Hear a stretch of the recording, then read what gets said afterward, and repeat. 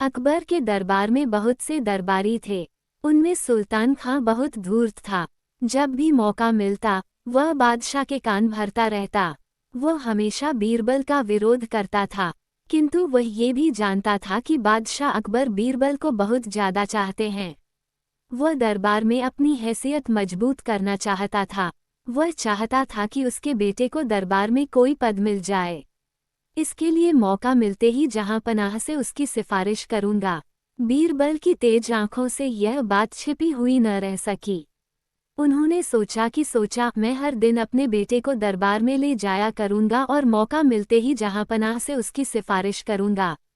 बीरबल की तेज आंखों से यह बात छिपी हुई न रह सकी।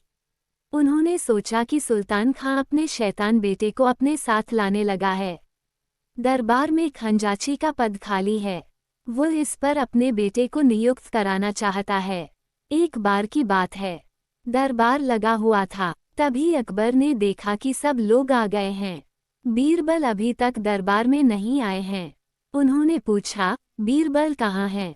उनके पास खड़े हुए सेवक ने बताया, वे अभी तशरीफ नहीं लाए जहांपनाह। अकबर के चेहरे पर थोड़ी नाराजी दिखाई दी।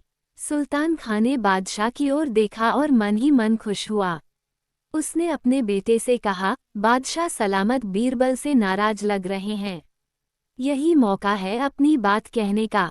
वह अपनी जगह से उठा और बादशाह से निवेदन किया, जहांपनाह, आजकल बीरबल दरबार के प्रति लापरवाह हो गए हैं।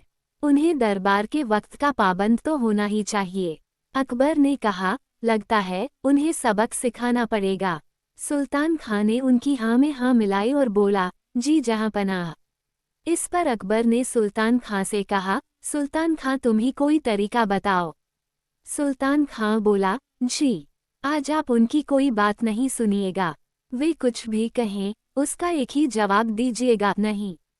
बादशाह अकबर ने उसकी बात का समर्थन करते हुए कहा, ठीक है, उनकी हर बात के जवाब में मैं नहीं कहूँगा।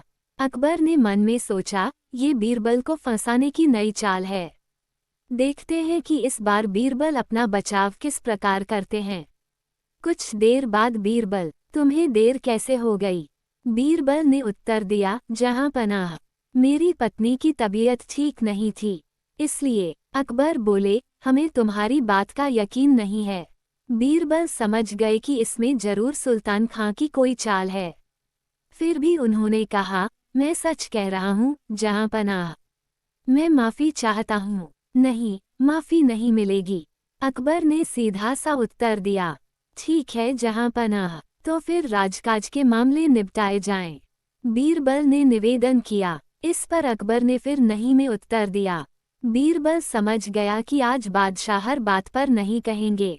उन्होंने पुनः निवेदन किया, तो फिर मुझे घर जाने की आज्ञा दी जाए।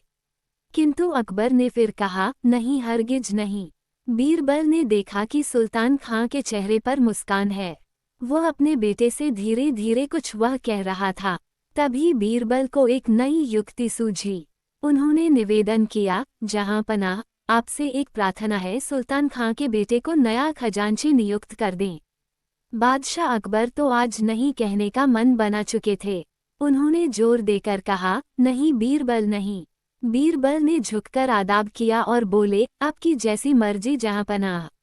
अकबर समझ गए कि बीरबल ने सुल्तान खां के तीर से ही सुल्तान खां को घायल कर दिया है। उनके चेहरे पर मुस्कुराहट आ गई। दूसरे दिन दरबार में बीरबल ने देखा कि सुल्तान खां और उसका बेटा दोनों अनुपस्थित थे। वह मन ही मन बोले, चलो, उस धूर्त से छुटकारा मिला।